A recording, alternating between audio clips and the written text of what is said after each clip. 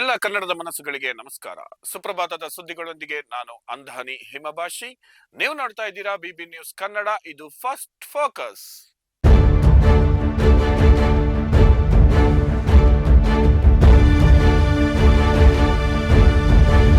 ಮೊದಲಿಗೆ first focus ಸುದ್ದಿಯ ಮುಖ್ಯಾಂಶಗಳು. ಡೆವಿಲ್ ಚಿತ್ರ ಬಿಡುಗಡೆ ದಿನವೇ ನ್ಯಾಯಾಲಯದಿಂದ ತಡೆಯಾಜ್ಞೆ. ಸಮಾಜವಾದಿ ಸಿದ್ದರಾಮಯ್ಯನವರ ಹೆಲಿಕಾಪ್ಟರ್ ಖರ್ಚು ಕೋಟಿ ಕೋಟಿ. ಬೆಂಗಳೂರಿಗೆ ಹೊಸ ಮೆಟ್ರೋ ಮೈಲಿಗಲ್ಲು, ಮೊದಲ ಚಾಲಕರಹಿತ ರೈಲು ಅನಾವರಣ. ಅನ್ನದಾತರ ಜೊತೆ ಸಿಎಂ ಚರ್ಚೆ, ರೈತರಿಗೆ ಸಿಕ್ತು ಹೊಸ ಭರವಸೆ. ಕಾನೂನು ಸಚಿವ ಎಚ್.ಕೆ. ಪಾಟೀಲ್ ವಿರುದ್ಧ ಸುಪ್ರೀಂ ಕೋರ್ಟ್ ತೀರ್ಪು. ಚಿನ್ನಸ್ವಾಮಿ ಗ್ರೀನ್ ಸಿಗ್ನಲ್, ಕ್ರಿಕೆಟ್ ಅಭಿಮಾನಿಗಳಿಗೆ ಗುಡ್ ನ್ಯೂಸ್. ಇದೀಗ ವಾರ್ತೆಗಳ ವಿವರ. ಸಮಾಜವಾದಿ ಸಿದ್ದರಾಮಯ್ಯನವರ ಹೆಲಿಕಾಪ್ಟರ್ ಖರ್ಚು 47 ಕೋಟಿ.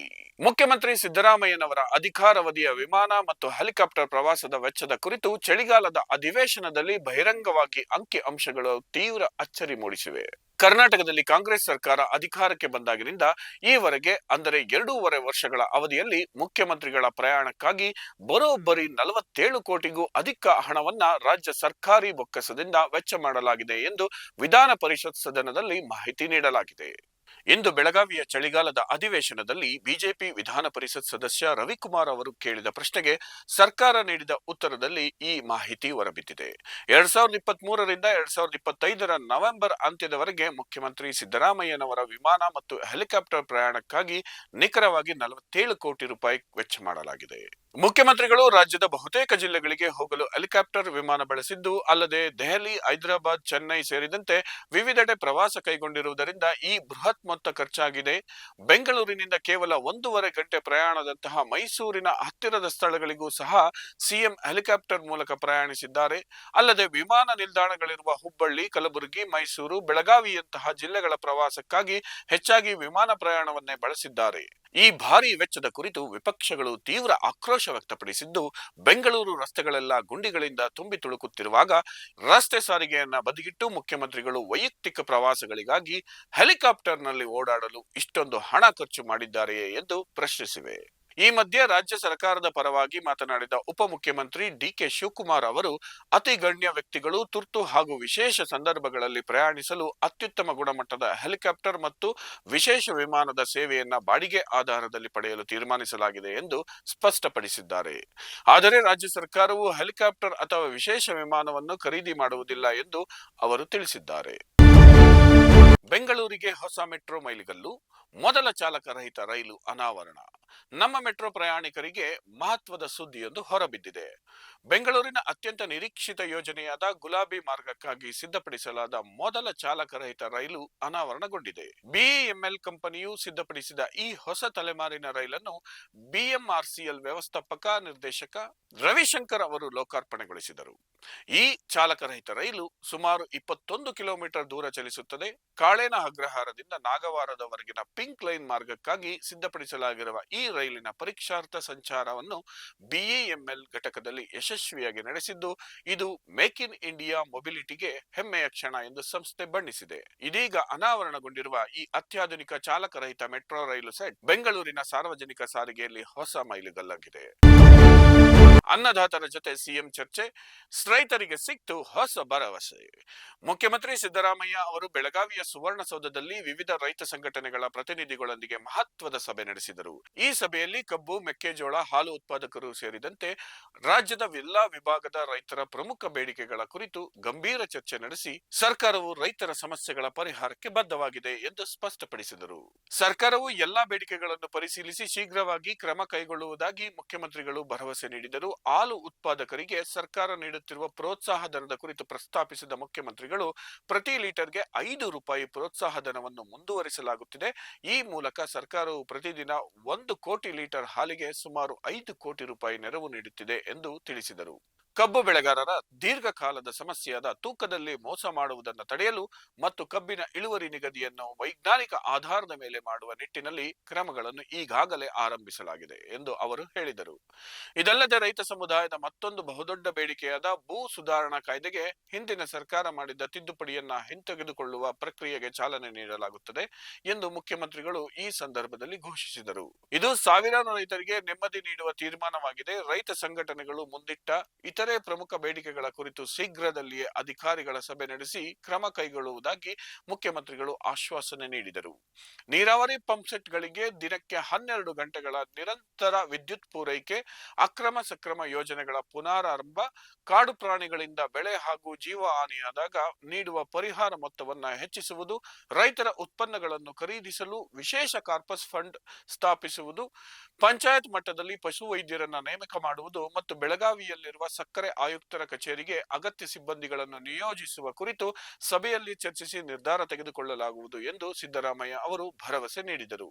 ಒಟ್ಟಾರೆ ಬೆಳಗಾವಿ ಸುವರ್ಣಸೌಧದಲ್ಲಿ ನಡೆದ ಈ ಸಭೆಯು ರೈತ ಸಮುದಾಯಕ್ಕೆ ಹಲವು ಸಕಾರಾತ್ಮಕ ಭರವಸೆಗಳನ್ನು ನೀಡಿದೆ. ಕಾನೂನು ಸಚಿವರ ವಿರುದ್ಧ ಸುಪ್ರೀಂ ಕೋರ್ಟ್ ತೀರ್ಪು. ಕರ್ನಾಟಕದ ಕಾನೂನು ಸಚಿವ ಎಚ್.ಕೆ. ಪಾಟೀಲ್ ಅವರ ಕುಟುಂಬದ ವಿರುದ್ಧವೇ ಹುಬ್ಬಳ್ಳಿಯ ಜಾಗದ ವಿಚಾರದಲ್ಲಿ ಕಾನೂನು ಸಮರ ನಡೆಸಿದ್ದ ಇಬ್ಬರು ಸಹೋದರಿಯರು ಸುಪ್ರೀಂ ಕೋರ್ಟ್ನಲ್ಲಿ ಐತಿಹಾಸಿಕ ಜಯ ಸಾಧಿಸಿದ್ದಾರೆ. ಹುಬ್ಬಳ್ಳಿ ನಗರದ ಪಿಂಟೋ ಸರ್ಕಲ್ ಬಳಿಯ 15 ಕುಂಟೆ ಜಮೀನು ವಿವಾದಕ್ಕೆ ಸಂಬಂಧಿಸಿದಂತೆ ಸಹೋದರಿಯರಾದ ಹುಬ್ಬಳ್ಳಿಯ ಸಾವಕ್ಕ ಸುಳ್ಳದ ಮತ್ತು ಧಾರವಾಡದ ಜಕ್ಕವ್ವ ಅವರು ಸುದೀರ್ಘ ಕಾನೂನು ಹೋರಾಟದಲ್ಲಿ ಜಯಗಳಿಸಿದ್ದಾರೆ. ಸಚಿವ ಎಚ್.ಕೆ. ಪಾಟೀಲ್ ಕುಟುಂಬವು ತಮ್ಮ ಆಸ್ತಿಯನ್ನು ಬಿಟ್ಟು ಕೊಡುತ್ತಿಲ್ಲ ಎಂದು ಆರೋಪಿಸಿ ಸಹೋದರಿಯರು ನ್ಯಾಯಾಲಯದ ಮೊರೆ ಹೋಗಿದ್ದರು. ಸುಪ್ರೀಂ ಕೋರ್ಟ್ನ ದ್ವಿಸದಸ್ಯ ಪೀಠವು ಇದೀಗ ಆದೇಶ ನೀಡಿದ್ದು, ವಿವಾದಿತ 15 ಗುಂಟೆ ಜಾಗವು ಸಾವಕ್ಕ ಮತ್ತು ಜಕ್ಕವ್ವ ಸಹೋದರಿಯರಿಗೆ ಸೇರಿದ್ದು ಎಂದು ಘೋಷಿಸಿದೆ. ಈ ಪ್ರಕರಣದ ಇತಿಹಾಸವು ಬಹಳ ಹಳೆಯದು. ಸಾವಕ್ಕ ಮತ್ತು ಜಕ್ಕವ್ವ ಅವರ ತಂದೆ ಮರಿತಮ್ಮಪ್ಪ ಅಮರ್ ಶೆಟ್ಟಿ ಅವರು 1894ರಲ್ಲಿ ಇಂಡಿಯನ್ ಕಾಟನ್ ಕಂಪನಿಗೆ 5 ಎಕರೆ ಜಾಗವನ್ನ 10 ವರ್ಷಗಳ ಅವಧಿಗೆ ಗುತ್ತಿಗೆ ನೀಡಿದ್ದರು. ಗುತ್ತಿಗೆಯ ಅವಧಿ ಮುಗಿದ ನಂತರವೂ ಬುಳ್ಳಾ ಕುಟುಂಬ ಮತ್ತು ಎಚ್.ಕೆ. ಪಾಟೀಲ್ ಕುಟುಂಬ ಈ ಜಾಗವನ್ನು ಮಾಲೀಕರಿಗೆ ಬಿಟ್ಟು ಕೊಡದ ಕಾರಣ ಸಹೋದರಿಯರು ನ್ಯಾಯಾಲಯದ ಮೊರೆ ಹೋಗಿದ್ದರು. ಕಳೆದ 2024ರಲ್ಲಿ ಸಹ ಸಾವಕ್ಕ ಮತ್ತು ಜಕ್ಕವ್ವ ಪರ ಸುಪ್ರೀಂ ಕೋರ್ಟ್ ಆದೇಶ ನೀಡಿತು. ಆಗ ಕೋರ್ಟ್ ಮೂಲ ಬಾಡಿಗೆದಾರರಾದ ಬುಳ್ಳಾ ಜಾಗದ ಮಾಲೀಕರಲ್ಲ ಎಂದು ಸ್ಪಷ್ಟಪಡಿಸಿದ ಕಾರಣ ಅವರ ಕುಟುಂಬವು ಕಬಳಿಸಿದ ಜಾಗವನ್ನ ಮಾಲೀಕರಿಗೆ ಬಿಟ್ಟುಕೊಟ್ಟಿತ್ತು. ಆದರೆ ಪ್ರಭಾವಿ ಎಚ್.ಕೆ. ಪಾಟೀಲ್ ಕುಟುಂಬ ಈ ಆದೇಶಕ್ಕೆ ತಕರಾರು ತೆಗೆದ ಕಾರಣ ಸಹೋದರಿಯರು ಮತ್ತೆ ಸುಪ್ರೀಂ ಕೋರ್ಟ್ ಮೆಟ್ಟಿಲೇರಿದ್ದರು. ಈ 15 ಕುಂಟೆ ಜಾಗವನ್ನ ಎಚ್.ಕೆ. ಪಾಟೀಲ್ ಅವರು ಸುಮಾರು 60 ವರ್ಷಗಳಿಂದ ಅಕ್ರಮವಾಗಿ ಆಕ್ರಮಿಸಿಕೊಂಡಿದ್ದರು ಎಂದು ಆರೋಪಿಸಲಾಗಿತ್ತು. 2.5 ವರ್ಷಗಳ ಕಾಲ ನಡೆದ ಈ ಸುದೀರ್ಘ ಕಾನೂನು ಹೋರಾಟದಲ್ಲಿಯೂ ಸಾವಕ್ಕ ಮತ್ತು ಜಕ್ಕವ್ವ ಸಹೋದರಿಯರಿಗೆ ಅಂತಿಮ ಜಯ ಲಭಿಸಿದ್ದು, ಜಾಗವನ್ನ ಕೂಡಲೇ ಖಾಲಿ ಮಾಡುವಂತೆ ಸುಪ್ರೀಂ ಕೋರ್ಟ್ ಆದೇಶಿಸಿದೆ. ಸುಪ್ರೀಂ ಕೋರ್ಟ್ನ ಈ ತೀರ್ಪಿನಿಂದ ಸಂತಸಗೊಂಡಿರುವ ಸಹೋದರಿಯರು 135 ವರ್ಷಗಳ ಹೋರಾಟದ ನಂತರ ನಮ್ಮ ಆಸ್ತಿ ನಮಗೆ ಸಿಕ್ಕಿದೆ ಎಂದು ಹರ್ಷ ವ್ಯಕ್ತಪಡಿಸಿದ್ದಾರೆ. ಸಾಮಾನ್ಯ ಪ್ರಜೆಗಳು ಪ್ರಭಾವಿ ರಾಜಕಾರಣಿಯ ವಿರುದ್ಧ ನಡೆಸಿದ ಈ ಕಾನೂನು ಹೋರಾಟವು ಸತ್ಯಕ್ಕೆ ಜಯ ಇದೆ ಎಂಬುದನ್ನು ಸಾಬೀತುಪಡಿಸಿದೆ. Chinnaswamy green signal. ಕ್ರಿಕೆಟ್ ಅಭಿಮಾನಿಗಳಿಗೆ ಗುಡ್ ನ್ಯೂಸ್. ರಾಜ್ಯ ಕ್ರಿಕೆಟ್ ಅಭಿಮಾನಿಗಳಿಗೆ ಬಹುದೊಡ್ಡ ಸಂತಸದ ಸುದ್ದಿ ಸಿಕ್ಕಿದೆ. ಬೆಂಗಳೂರಿನ ಪ್ರತಿಷ್ಠಿತ ಎಂ ಚಿನ್ನಸ್ವಾಮಿ ಕ್ರೀಡಾಂಗಣದಲ್ಲಿ ಇನ್ನು ಮುಂದೆ ಮತ್ತೆ ಕ್ರಿಕೆಟ್ ಪಂದ್ಯಗಳನ್ನು ನಡೆಸಲು ರಾಜ್ಯ ಸಚಿವ ಸಂಪುಟವು ಗುರುವಾರ ಒಪ್ಪಿಗೆ ನೀಡಿದೆ. ಒಂದು ಭೀಕರ ಕಾಲ್ತುಳಿತ ದುರಂತದ ನಂತರ ಸ್ಟೇಡಿಯಂನಲ್ಲಿ ಪಂದ್ಯಗಳು ನಿಂತು ಹೋಗಿದ್ದವು. ಆದರೆ ಈಗ ಸರ್ಕಾರದ ನಿರ್ಧಾರದೊಂದಿಗೆ ಮತ್ತೆ ಕ್ರಿಕೆಟ್ ಕ್ರೀಡಾ ಚಟುವಟಿಕೆಗಳು ಪುನರಾರಂಭಗೊಳ್ಳುವ ಸಾಧ್ಯತೆ ದಟ್ಟವಾಗಿದೆ. ಸುವರ್ಣ ವಿಧಾನಸೌಧದಲ್ಲಿ ಮುಖ್ಯಮಂತ್ರಿ ಸಿದ್ದರಾಮಯ್ಯ ಅವರ ಅಧ್ಯಕ್ಷತೆಯಲ್ಲಿ ನಡೆದ ಸಚಿವ ಸಂಪುಟ ಸಭೆಯಲ್ಲಿ ಕೆಲವೊಂದು ಕಟ್ಟುನಿಟ್ಟಿನ ಷರತ್ತುಗಳ ಸಮೇತ ಚಿನ್ನಸ್ವಾಮಿ ಕ್ರೀಡಾಂಗಣದಲ್ಲಿ ಕ್ರಿಕೆಟ್ ಪಂದ್ಯಗಳನ್ನ ಆಯೋಜಿಸಲು ಅನುಮೋದನೆ ದೊರೆತಿದೆ ಎಂದು ತಿಳಿದು ಬಂದಿದೆ. ಪಂದ್ಯಗಳ ಆಯೋಜನೆ ಸಂಬಂಧಿಸಿದಂತೆ ಜನಾಭಿಪ್ರಾಯ ಸಂಗ್ರಹದ ಜೊತೆಗೆ ಅಗತ್ಯ ನಿಯಮಗಳನ್ನು ರೂಪಿಸುವ ಜವಾಬ್ದಾರಿಯನ್ನು ಗೃಹ ಸಚಿವರಿಗೆ ವಹಿಸಲಾಗಿದೆ ಎಂದು ಹೇಳಲಾಗಿದೆ. ನಿವೃತ್ತ ನ್ಯಾಯಮೂರ್ತಿ ಮೈಕಲ್ ಡಿ ಕುನ್ನಾ ಅವರ ವರದಿಯನ್ನು ಆಧರಿಸಿ ಷರತ್ತುಗಳ ಸಹಿತ ಕ್ರಿಕೆಟ್ ಪಂದ್ಯಗಳನ್ನು ಆಡಿಸಲು ಸರ್ಕಾರ ಅನುಮತಿ ನೀಡಿದ್ದು, ಪಂದ್ಯಾವಳಿಗಳ ವೇಳೆ ಸಾರ್ವಜನಿಕರ ಭದ್ರತೆಯ ಸಂಪೂರ್ಣ ಜವಾಬ್ದಾರಿಯನ್ನ ಗೃಹ ಇಲಾಖೆಗೆ ನೀಡಲಾಗಿದೆ. ಈ ನಿರ್ಧಾರದ ಕುರಿತು ಉಪಮುಖ್ಯಮಂತ್ರಿ ಡಿ.ಕೆ. ಶಿವಕುಮಾರ್ ಅವರು ಹಿಂದೆಯೇ ಸುಳಿವು ನೀಡಿದ್ದರು. ಬುಧವಾರ ಬೆಳಗಾವಿಯ ಸರ್ಕಿಟ್ ಹೌಸ್ನಲ್ಲಿ ಕರ್ನಾಟಕ ರಾಜ್ಯ ಕ್ರಿಕೆಟ್ ಸಂಸ್ಥೆ ನೂತನ ಅಧ್ಯಕ್ಷ ವೆಂಕಟೇಶ್ ಪ್ರಸಾದ್ ಅವರು ತಮ್ಮನ್ನು ಭೇಟಿ ಮಾಡಿದ ನಂತರ ಮಾತನಾಡಿದ ಡಿಸಿಎಂ, ಕ್ರಿಕೆಟ್ ಟೂರ್ನಿಗಳನ್ನು ನಿಲ್ಲಿಸಬೇಕು ಎನ್ನುವ ಉದ್ದೇಶ ನಮಗಿಲ್ಲ, ಆದರೆ ಜನಜಂಗುಳಿಯ ನಿಯಂತ್ರಣ ಕ್ರಮಗಳ ಬಗ್ಗೆ ಗಂಭೀರವಾಗಿ ಆಲೋಚಿಸಬೇಕು. ಮೈಕಲ್ ಡಿ ಕುನ್ನಾ ಸಮಿತಿ ನೀಡಿರುವ ಸಲಹೆಗಳನ್ನು ಹಂತ ಹಂತವಾಗಿ ಪಾಲನೆ ಮಾಡುವುದು ನಮ್ಮ ಸರ್ಕಾರದ ಆಲೋಚನೆ ಎಂದು ತಿಳಿಸಿದ್ದರು. ಸಚಿವ ಸಂಪುಟದ ಈ ನಿರ್ಧಾರದಿಂದ ಮುಂಬರುವ ದಿನಗಳಲ್ಲಿ ಮತ್ತೆ ಬೆಂಗಳೂರು ಕ್ರೀಡಾಂಗಣ ಮತ್ತೆ ಕ್ರಿಕೆಟ್ನ ರೋಮಾಂಚಕ ಕ್ಷಣಗಳಿಗೆ ಸಾಕ್ಷಿಯಾಗುವುದು ನಿಶ್ಚಿತ. ಡೆವಿಲ್ ಚಿತ್ರ ಬಿಡುಗಡೆ ದಿನವೇ ನ್ಯಾಯಾಲಯದಿಂದ ತಡೆಯಾಜ್ಞೆ. ಬಹು ನಿರೀಕ್ಷಿತ ನಟ ದರ್ಶನ್ ಅಭಿನಯದ ದಿ ಡೆವಿಲ್ ಚಿತ್ರವು ನಿನ್ನೆ ರಾಜ್ಯಾದ್ಯಂತ ಬಿಡುಗಡೆಯಾಗಿದೆ. ಸಿನಿಮಾ ವೀಕ್ಷಿಸಿದ ಅಭಿಮಾನಿಗಳು ಚಿತ್ರಕ್ಕೆ ವ್ಯಾಪಕ ಮೆಚ್ಚುಗೆ ವ್ಯಕ್ತಪಡಿಸಿದ್ದಾರೆ. ಆದರೆ ಚಿತ್ರದ ಬಿಡುಗಡೆಯ ಜೊತೆಗೆ ನ್ಯಾಯಾಲಯದ ಒಂದು ವಿಶೇಷ ಆದೇಶ ಈಗ ತೀವ್ರ ಚರ್ಚೆಗೆ ಗ್ರಾಸವಾಗಿದೆ. ದಿ ಡೆವಿಲ್ ಚಿತ್ರಕ್ಕೆ ಸಂಬಂಧಿಸಿದ ರೇಟಿಂಗ್ ಮತ್ತು ವಿಮರ್ಶೆಗಳನ್ನು ಬುಕ್ ಮೈ ಶೋ ನಂತಹ ಆನ್ಲೈನ್ ವೇದಿಕೆಗಳಲ್ಲಿ ನಿಷ್ಕ್ರಿಯಗೊಳಿಸಲಾಗಿದೆ. ನ್ಯಾಯಾಲಯದ ಆದೇಶಕ್ಕೆ ನಿರ್ದಿಷ್ಟ ಕಾರಣಗಳು ತಕ್ಷಣಕ್ಕೆ ಲಭ್ಯವಾಗದಿದ್ದರೂ ಸದ್ಯ ಚಿತ್ರಕ್ಕೆ ಯಾವುದೇ ರೇಟಿಂಗ್ ನೀಡಲು ಅಥವಾ ವಿಮರ್ಶೆ ಬರೆಯಲು ಅವಕಾಶವಿಲ್ಲ. ಸಾಮಾನ್ಯವಾಗಿ ಚಿತ್ರ ವೀಕ್ಷಿಸಿದ ಬಳಿಕ ಪ್ರೇಕ್ಷಕರು ಬುಕ್ ಮೈ ಶೋ ಮೂಲಕ ತಮ್ಮ ಪ್ರತಿಕ್ರಿಯೆಗಳನ್ನು ನೀಡುತ್ತಾರೆ.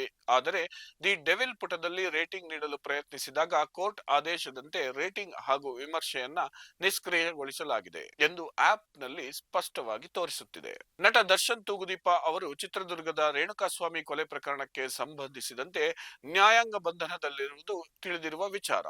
ಈ ಹಿನ್ನೆಲೆಯಲ್ಲಿ ಚಿತ್ರಕ್ಕಿಂತ ಹೆಚ್ಚಾಗಿ ಸದ್ಯ ನಡೆಯುತ್ತಿರುವ ಕಾನೂನು ಪ್ರಕ್ರಿಯೆಗಳಿಗೆ ಸಂಬಂಧಿಸಿದಂತೆ ಅಪ್ರಸ್ತುತ ಅಥವಾ ಕಾನೂನುಬದ್ಧವಾಗಿ ಸೂಕ್ಷ್ಮ ಚರ್ಚೆಗಳಿಗೆ ವಿಮರ್ಶೆಯಂತಹ ವಿಭಾಗಗಳು ದುರುಪಯೋಗವಾಗುವುದನ್ನು ತಡೆಗಟ್ಟುವ ಉದ್ದೇಶದಿಂದ ಈ ಕ್ರಮ ಕೈಗೊಳ್ಳಲಾಗಿದೆ ಎಂದು ಹೇಳಲಾಗಿದೆ.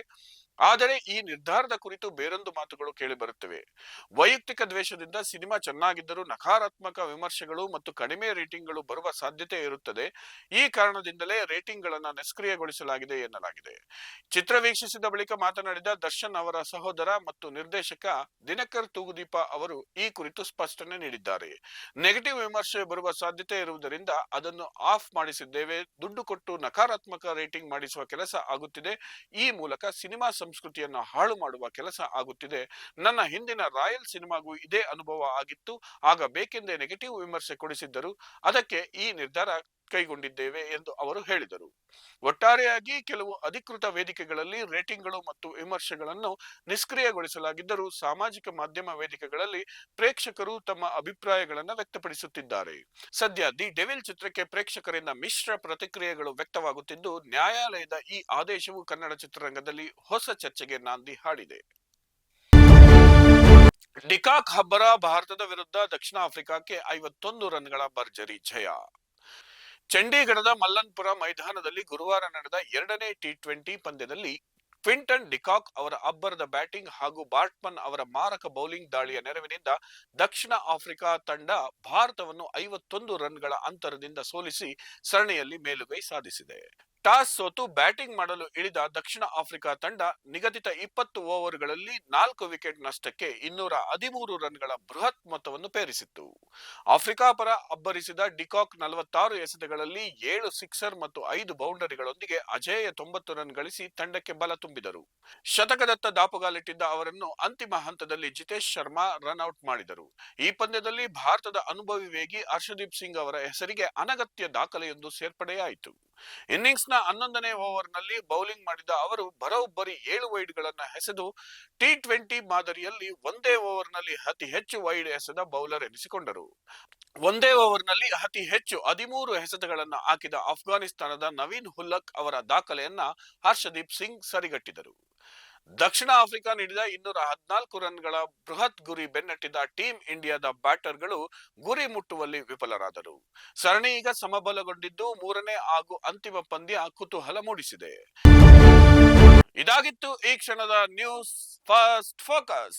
ನೈಜ ಹಾಗೂ ತಾಜಾ ಸುದ್ದಿ, ಪ್ರಾಮಾಣಿಕ ವರದಿ, ನಿಷ್ಠುರ ವಿಶ್ಲೇಷಣೆಗಳಿಗಾಗಿ ಸದಾ ಗಮನಿಸಿ ಬಿಬಿ ನ್ಯೂಸ್ ಕನ್ನಡ. ಇದು ಕನ್ನಡಿಗರ ಪ್ರತಿಧ್ವನಿ.